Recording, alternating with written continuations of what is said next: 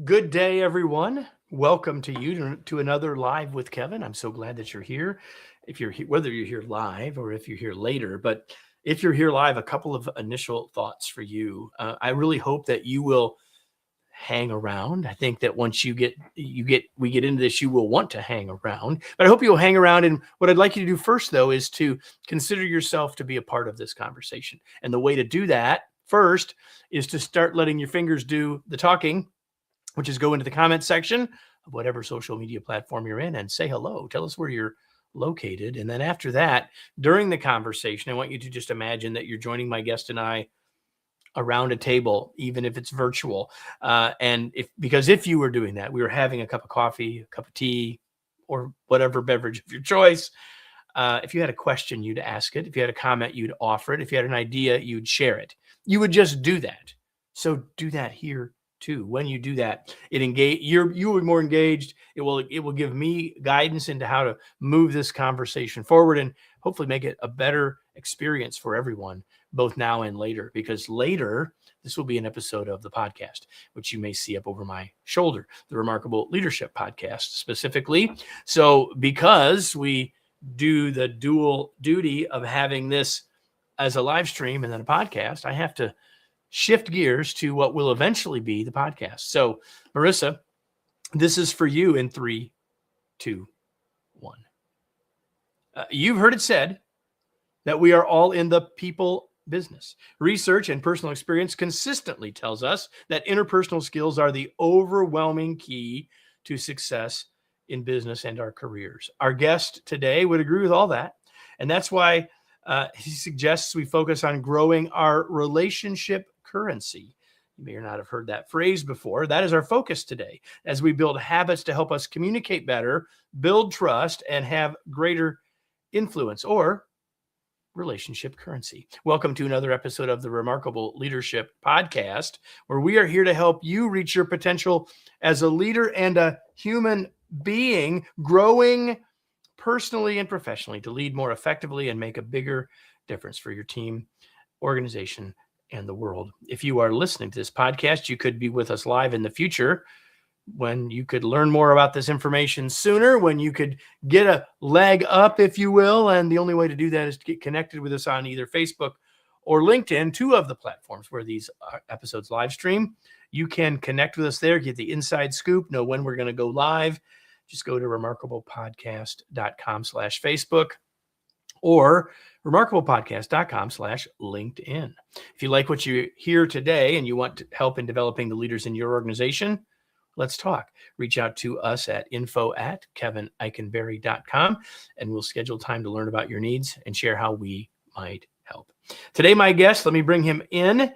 No further ado, my guest today is Ravi Rajani. He's the author of this book that I just mentioned a second ago, Relationship Currency. Let me just introduce him formally for you. He's the author of Relationship Currency, 5 Communication Habits for Limitless Influence and Business Success. He's an international keynote speaker, communication expert, and a LinkedIn learning instructor with popular courses on both conscious and charismatic communication. He has worked with leaders, teams, and organizations, including at Oracle, NetSuite, T-Mobile, Sherwin-Williams, and of course, many more. He lives outside of London with his wife, son, daughter, and their West Highland Terrier. And now you have just endeared yourself to all the dog lovers, Ravi. And so welcome to the show. Glad to have you here, sir. Thank you, my friend, and I appreciate the intentional introduction. It still feels cool to hear the word author. I know it's a label, I know it's a title, but it still feels cool. You know, after you work on a body of work for so long, it feels cool. You know, I got to say, it feels cool. Well, we might end up talking about your internal story as it relates to that in a minute. We'll get to that. That's a little bit of a preview. But before we go there, let's talk about this phrase, relationship currency. It's the title of the book. I often say when I hear things, I say, well, I know both of those words, but I may not know them when they're hooked together. In this case, I think I do, but I think it's from a context perspective. It's helpful for everyone to have a sense of what you mean when you say relationship currency. More than happy to give you my truth on it. But as I do talk, ladies and gents, if you have your own definition of relationship currency, let us know in the chat. I'm curious to know. Let us know if you know in the chat. And if you're listening to this right now on the podcast, you can't do that. But anyway, but you can think about your answer, because that thought is still useful, right? For you personally. Exactly. Now, for me, relationship currency, here's how I see it, Kevin. You know, we have relationships, which are sacred, currency, which carries a connotation of transaction. But side by side, when you pair them together, it's about two human beings coming together to engage in a meaningful value exchange. And you helping somebody achieve more of what they desire without self-interest. And the key word being without self-interest. Absolutely. And the other thing about the word currency is, you know, and you said it at the end, value exchange, that when we think about that word currency, we think about there's value there. And I think you hit the nail on the head when you said it's about them. It's about being other focused as it relates to that. We'll get to all of that. But there's something else that I love about the title of the book. Tell me. And long-term listeners will not be surprised. But it's the fact that you said habits. Right. You didn't say, what are the skills? You said, what are the habits? Now, I know this was intentional. I also know no one may have ever asked you this question, but why do you frame this around habits? You are the second person, I would say. You're not the first there. You're the second. I know you're like, damn it, I was hoping, but this is the second time. And I enjoyed the question because here's my truth around it.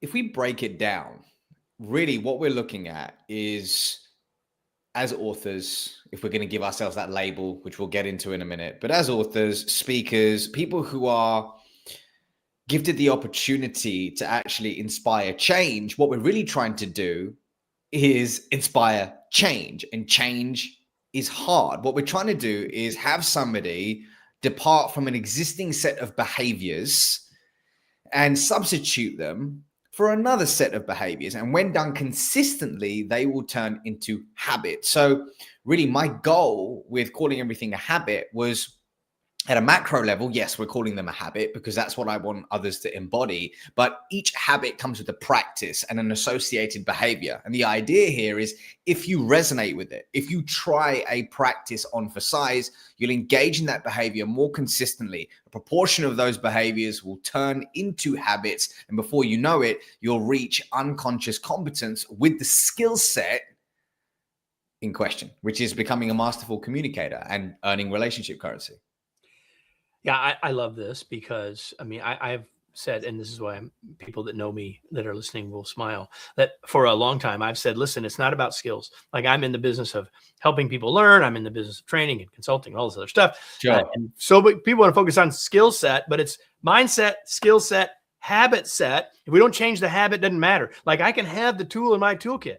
Yeah. I don't pull it out. It really doesn't matter. So I'm all in, and the book does a great job of that. And I'm going to get to these 5 habits. We will not have time. I'll just tell everybody up front, we will not have time to talk in any depth about all 5. We'll probably talk about a couple, and we'll get there. But before we get there, there's a couple of underlying pieces before we get to the habits. And in part, I think this is Kevin getting at the mindset part of this. And that is the first thing is the word influence. Again, in the title, you say limitless influence, which sounds pretty good. When you talk about the word influence, for some carries some baggage, right? So let's talk about what you mean here. I think if people have been listening, they're not going to be surprised by how you answer, but it's important that we talk about what we're talking about here related to influence and the underpinnings of this whole conversation. Well, if you listen to this live, let me know, what is the first word that comes up for you when I say the word influence? I mean, Kevin, for you, when I say the word influence, what comes up for you? What's the first word that comes up for you? Well, for me, the first word is opportunity, but I've done that very exercise with lots of people. And I know that you often get a lot of, what about manipulation? You get a lot of, there's a lot of tension that for some people around that word, that it's not always greeted with positive intention. It is for me, but it isn't for everyone. That's true. That's true, my friend. And it's funny. The name of the book, fun fact, the name of the book originally was Limitless Influence. So get this. I'm at an event, flew down to Fort Lauderdale for this event, and I connect with this individual. We're having fun. We're connecting. We're going deep. He says, "You've written a book." I said, "Yes, I have." He said, "Tell me the name." I said, "Limitless Influence." And he's like, "What?" I said, "Limitless Influence." And he's like, that was his first reaction. "I don't like it." And I was like, "Okay, tell me more." And he said, "Listen, influence, you may think about it in a beautiful way, but your ideal readers, they may resonate with it in a sense of manipulation." He goes, "Have a think about it." So I sat with it and I was like, damn it, I'm gonna have to change the name of the book. But luckily, I didn't have to change anything inside the book because the book was always about relationship currency. So phew, that's a good sign. My publisher was happy about that. But for me, if we look at the definition of influence according to Oxford Learners Dictionaries, now I'm paraphrasing, but something along the lines of the effect that somebody or something has on a way that a thing works or develops. Now, for me, as I talk about in the book, really, it's about the positive effect that we have on an individual. And in order to really, or rather, let me be more specific. The positive effect that we can have on an individual to increase their receptiveness to change. Now, for me, often the word influence gets muddied with the word influencer or influential. And I just like to keep it really, really basic, where, listen, if our job is to help somebody achieve and receive more of what they desire without self-interest, we need to increase our capacity to have a positive effect on that person to support them with that process. Yeah, I love that. So I promised we get to some of the habits, and we will. That's okay. And the other and so that's that definition, that perspective on influence is woven through all five. Like, so if you're listening and you say, "Yeah, I like that definition, I'm in," then you want to don't go anywhere, stay right here. But there's another underlying principle that you talk about early, but is woven through the whole book, even though it happens to be inside of one of the habits. Right. And it's the idea of trust. And what I'd love for you to do real quick is talk about what you call the 3 C's of trust. I love it. Well, for me, in order to establish trust with another human being in a conversation, we need to earn the 3 C's. And those 3 C's are connection, character, and competence. So connection at the most basic level, I see as the emotional glue that forges a bond between 2 human beings in a given moment. Then we've got character, which is the invisible values that travel with you, your energy, your verbal communication, and nonverbal communication. And then we've got competence, which is your ability to signal your expertise in solving somebody's big problem. As a result, increasing or decreasing your credibility stock. And the idea here is every habit that I teach inside of this book helps you earn one of the 3 C's or all of the 3 C's and ultimately strengthen trust in any and every conversation.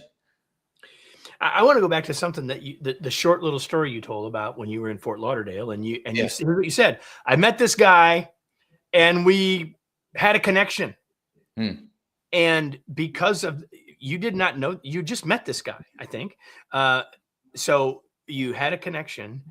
You may or may not have, you may not have really known a whole lot about his competence, whether he knew much about whatever. You may not have had, you had some sense of character from the, as you've described it, from the conversation. But the point that I want to make from that story is that you trusted that person from the connection point enough alone to help you rethink something really important.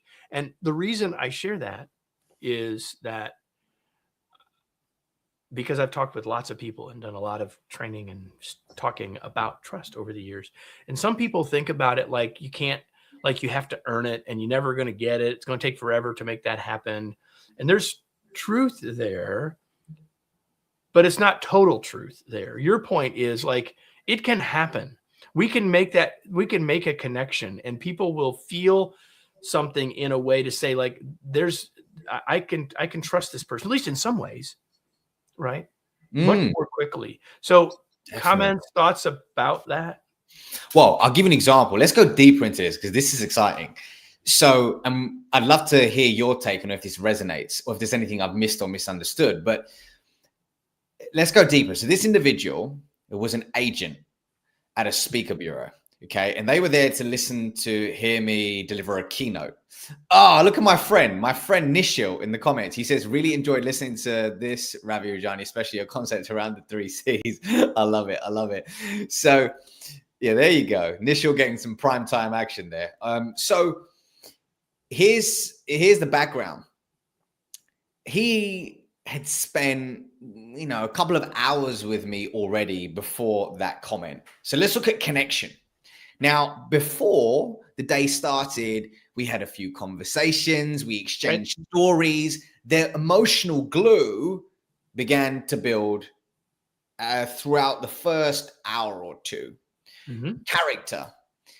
What I saw about this individual is that they operated with integrity. They didn't tell me, they showed me. And here's why. When they were listening to other speakers, they spoke their mind in a kind and compassionate way. They didn't mince their words. If they saw something, they said it.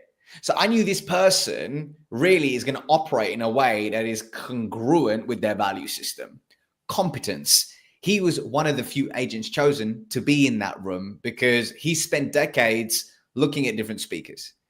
He got that one coming in. He had that off the bat, right? Because I didn't have to see him, but my skepticism, because if we look at trust and skepticism, normally when we enter a room, right, Kevin, trust is at its lowest and skepticism is at its highest, assuming it's a complete cold audience. But more than often, that's not the case because people are building a story in their own mind about you from your social media, from what they're seeing, what they're hearing, sometimes good, sometimes bad, but you get what I'm coming from. So what I'm really trying to say here is he had established the 3 C's very quickly. And as a result, I trusted him. But then here's the kicker.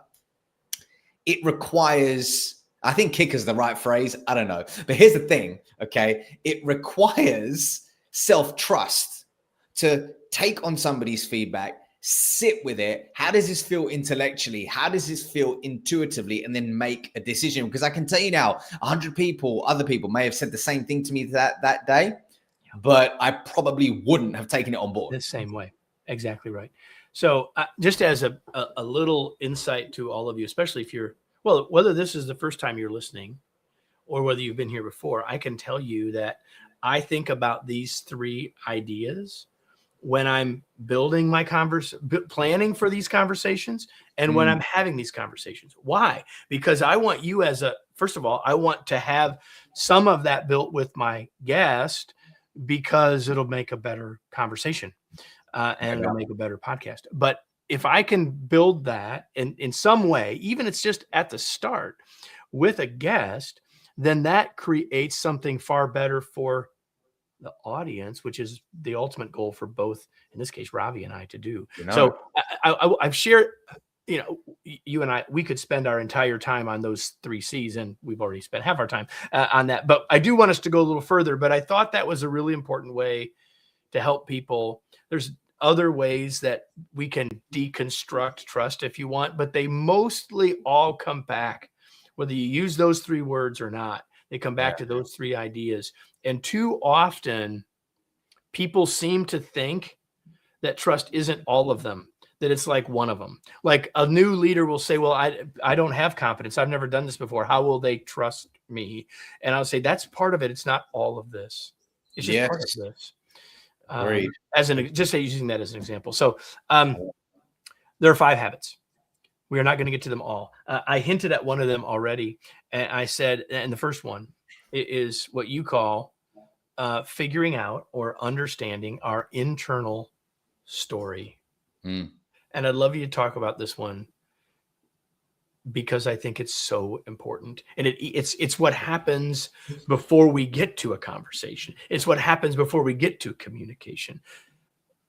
Why is this included? What is it? Why is it included? And what do we need to be thinking about here? To be sensitive to the time that we have, let's boil it down to the following sentence, right? We are the stories that we tell ourselves. We are the stories we tell ourselves. Now, let's back it up just a little bit. I said to you at the top of this show, man, it's so cool to be given the label of an author. It's so cool to say author. Now, let's be real. The word author, the word leader, whatever it could be, entrepreneur is a label. Now, if you go into your kitchen, you open the cupboard, you pick up a jar and you see a label on it, good. I want to see a label on it. I want to know that this is jam. I want to know the ingredients. I want to know that the identity of this product is fixed. Try and apply this to a human being. It can be problematic because what we end up doing is engaging in behaviors that are congruent with the label, and it can leave us creating this self-imposed cage where we secretly and subconsciously, once again, engage in behaviors which are designed to protect that identity. So I'll give an example, something that I personally did when it came to looking at the book. This was my first rodeo with writing a book. So I wanted to embody the identity of a world-class author. So I would say I'm a world-class author.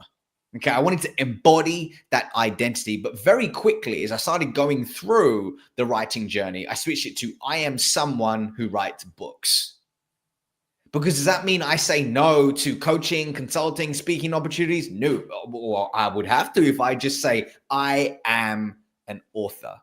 Now, the label, I'm proud to own: father, husband, right? Son, brother, friend. But outside of that, it can get tricky because it leads to certain beliefs and thus stories that we tell ourselves, which show up in our conversations. What do you think? Oh, 100%. Like I've written a lot about this as well. And one of the things that I say is like, it's hard. And you said this earlier, like it's hard to change a habit. It's harder to change an identity, and it's nearly impossible to change a habit if it isn't connected to, aligned with the identity. So I love your point. Like there's a powerful idea about manifesting, but there's a very powerful idea of the self-fulfilling prophecy that we want to be really careful about. And I love that you started here, because how can we build relationship currency with others if we're not clear for ourselves about what we're trying to be? And it's going to be really hard to change the other habits if we don't have this. I love this one came first. But don't you think, sorry to interrupt you there, Kevin. Just to add something there, my friend, is if you look at a lot of the individuals that listen to this show, they may say things like, I am an empathetic leader. Okay. Now they proudly wear that label and title. So maybe when it comes to owning, or rather setting boundaries, having difficult conversations, they go, I can't do that. Yep. I'm an empathetic leader. I'm this, I'm that. So it's quite interesting when we expand our identity and expand our being, beautiful things happen. So you are right in the zeitgeist of my last book, Flexible Leadership, right? I call them flexors. Like there's a tension between two things, right? Like I am more about the people, or I'm more about the outcomes. Well, we need to be about both. And yes, I can know that I lean toward the people side, but there's a time when I have to let go. The situation, the context dictates where I need to be on that. And that's why this identity stuff is so important for us to be careful about. We don't have more time to spend there. I want to get to a couple more of these habits. And I want to get to another place where you and I are in agreement, which is about charisma, because you say unearthing charisma, which is another reason why it would have been hard to put charisma in here if it was a skill, right? Yeah, we all have it. Say more about that, because you start out that chapter, and I'm like, preach on, brother, because you're exactly right. And so many people miss this point. Really important. I know I did growing up. I grossly missed the point. And by the way, before we get into it, Cyrus Lane says, hi, how you doing, my friend? Good to have you. If you've got any questions, by the way, don't hold back. We are here. We are ready. So charisma, I had it all wrong, Kevin. I had it all wrong. I thought it was about accolades, awards, the spotlight. And look, I've got to give my younger self kudos because he did the best he could with the consciousness that he had at the time. So let's integrate him for a moment and say thank you. But what I now believe in this season of my life is charisma is a superpower that we all possess. It's innate. We need to unearth it. And when we do, it allows others to feel significant in our presence. Meaning, if you make people feel like they matter when they're around you, you, my friend, have unearthed your charisma. So let's get tactical here. Let's say you're a leader and you're wondering, how can I do this in the next 24 hours? Well, one of the practices I actually talk about in the book is learning how to give genuine compliments. And I say genuine because if they're inauthentic, you're in trouble, my friend. So once you learn this, if you weaponize this, that's on you. Don't say, oh, I listened to this podcast with Kevin and Ravi and this guy. No, don't blame us, okay? Do not weaponize this. So imagine if I'm at an event, Kevin, and I see you speak and I go, oh, man, that was a great speech. Such a great speech. You're like, oh, okay. Thank you, Ravi. It's well-intentioned, but it lacks depth. It lacks specificity. It lacks impact. It lacks authenticity. It lacks many things. So how do we transform that compliment? Let's talk about something that I call my ASI framework. Authenticity, meaning lead with a genuine and positive observation. S is specificity, meaning avoid being generic. And I is impact, meaning talk about how this specific moment impacted you. So let's run it back. I hear you speak, you come off stage and I say, Kevin, that was the best keynote speech I've heard at this conference for the past 2 days. That moment in the first few minutes where you spoke about the pain that you went through and imposter syndrome when writing flexible leadership, it really connected with me. And I tell you what, it's actually inspired me to use more vulnerable personal stories in my next book and in my next speech. So, hey, thank you for that. That embodies, right, ASI. Authenticity was the positive observation of that's, for me, the best keynote I've heard. Specificity, what you did in the first 3 minutes. Impact, how that moment impacted me. Now, run it back, right? Let's run it back. If you're a leader trying to acknowledge somebody in your team, know this, that research has shown that when somebody receives a genuine compliment, it actually activates the same part of our brain that lights up when we receive a financial reward. So when you acknowledge somebody for their genius in public, you make them feel like they matter when they're around you. And I remember back in the day, there was a guy who I worked with in corporate, and he would acknowledge me in front of my boss and in front of the whole team for my gifts. And he would do it in such an elegant and authentic way. And by the end of it, I just wanted to run through a brick wall for this guy, right? Yeah. So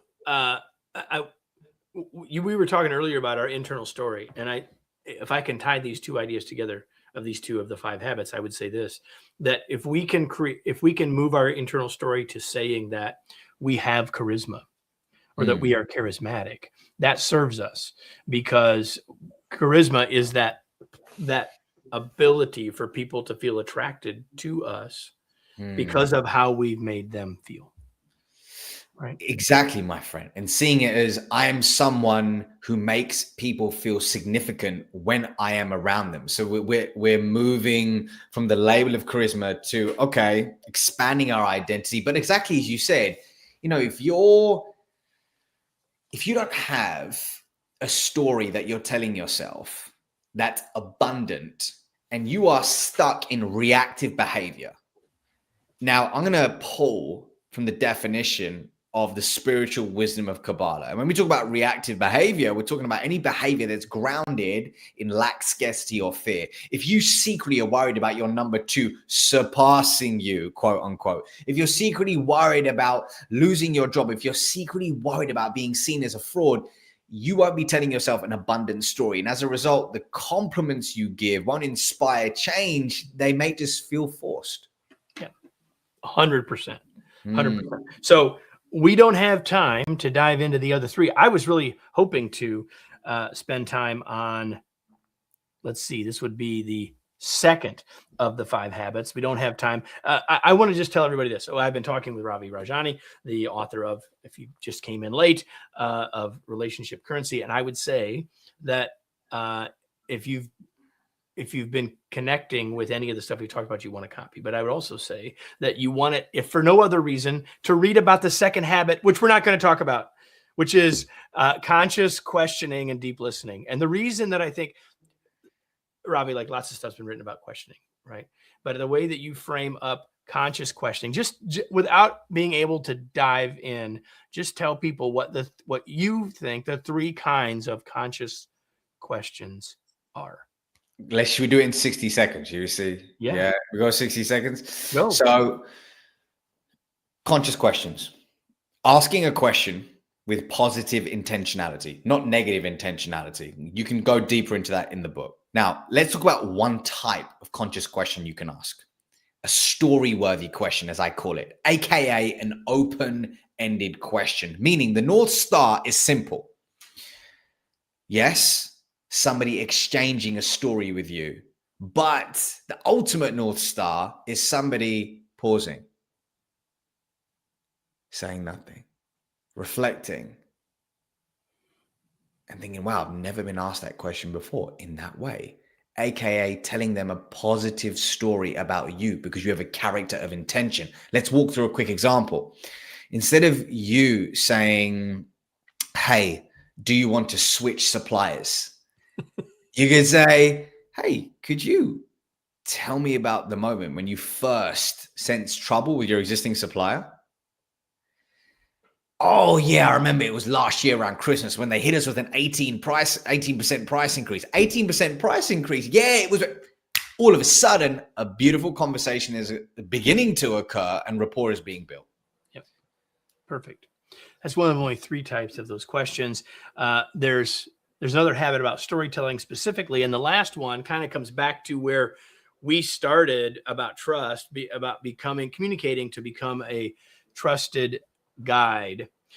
So those are the 5 habits. We don't have time to unpack them any more than that because I have a couple of things I want to ask you, Ravi. But I do want to ask this because some people may be thinking that, hey, the world is more complex than it used to be because I'm having conversations. I'm communicating, may not be having conversations, but I'm communicating with people that I'm not in physical contact with. They're on a different work schedule than me. They're halfway across the world. We're all remote, like whatever. Is there any specific thing you would say to us? Because most of us are actually in that context one way or the other. Is there any specific thing you'd say about these ideas at distance? Just so I'm understanding the question, the concept of communicating in any of these sorts of ways. Yeah. Okay. That is complicated in some ways because we're doing it at distance. So acknowledging that fact, what advice do you have? I would say, ask yourself, who do I need to become to ensure I have more presence in every conversation? So I'll give you an example. For me personally, I like to have a daily spiritual practice, which allows me to ground myself. When I feel grounded, I enter every conversation feeling less reactive. When I feel grounded, I'm not operating from a place of scarcity. I'm operating from a place of abundance. And when I'm feeling grounded, I can listen to the other person. I really can, versus thinking about what cool thing I want to say next. So I would invite your listeners to think about what practices could they engage in to elevate their presence in their next conversation. I love that so much. And I can tell you what it isn't, which is to run from meeting to meeting and tell yourself you're busy. Because like that is the antithesis of what Ravi just said. So I'll leave it there. There's a couple of other things I want to ask you, Ravi, before we go. Sure. And I'm really curious. What do you do for fun? Well, I have a 3-year-old and a 1-year-old. So there's lots. And a dog. Yeah, exactly. And a dog. So whether it's hanging out with my kids, it's hanging out with my kids. These days, I'm in a season right now where, them being 3 and 1, it's like daddy is still cool. Every day is a new day. And I know that there'll come a day. That's not always, I hate to say it. You won't always be cool like you are right now. Exactly, right? I don't personally think I'm cool right now, but they do. So I'll take it. But, I'm very aware that very soon, at some point, it will come when they don't want to hang out with dad. They don't think he's cool anymore. They see me for all of my imperfections and flaws. So for me, being a present dad is fun. And what are you reading these days? So I've just finished up, or rather I'm finishing a book by Greg McKeown, and I may have butchered his surname, so apologies, my friend, if you are listening to this, but it's called Less is More. Is it called Less is More? No, Essentialism. That's it, Essentialism. And the idea is less but better. And in a world that is so noisy, which tells you need to do more, be more, it's great to hear a narrative about sometimes less is more. Essentialism. We'll have the link to that in the show notes. We'll also have a link to Ravi's book, Relationship Currency. But as I'm holding this up, where do you want to point people? If people want to get connected with you, ask more, learn more, where should they go? So the place, well, listen, firstly, if you feel called to purchase a copy of the book, you can buy it on Amazon, or you could listen to it on Audible. I narrate it 12 hours in the studio over 3 days. It was tough, but I narrated it. And yeah, you could listen and learn more about the 5 habits there. But regardless, I'd love to hear more about what resonated with you the most and learn a little bit more about your leadership challenges. So you can drop me a note on LinkedIn. You can also go to Rajani.com with the on the front. I kind of like that, my friend. RaviRajani.com was taken, so what do we do? We've got to own the. We just call it the RaviRajani.com. So I don't have that problem with KevinEichenberry.com. It's like there probably are others, but anyway. By the way, here's what you could do. I did this when my kids were little. I bought their domain names. Wow, that's cool. They didn't care for a long time. But anyway, that is cool. It costs you like $15 a year. That's I've never heard of that that's really never heard of it. Very unique. I love that. Listen, everybody, there's a question that I ask here every week, and it's not a question for my guests. It's a question for you. Mm-hmm. It's just the only reason we're doing this at the end of the day is for you. And the question is, now what? It's the most important question you could ask yourself and answer yourself after listening to a conversation about some really impactful ideas, because ideas are wonderful. Actions change the world. So the question here is, what did you get today that you will act on? Maybe you're going to work on giving feedback using ASI. Maybe you're going to think differently about your internal story. I don't know what it is, but what I do know is that until you take that action, none of this will have really made any difference or made any dent in the world for you. And you're here to make a difference in the world. So why not? Right? Why not make that difference? So, Ravi, thank you for being here. Such a pleasure to have you. I had a great time. I hope you did as well. And all of you that are listening, I hope you did too, which means if you did, you'll want to make sure you come back. So if you're not subscribed, wherever you're watching or listening, make sure you're subscribed and come back next week so you don't miss any other episodes of the Remarkable Leadership Podcast.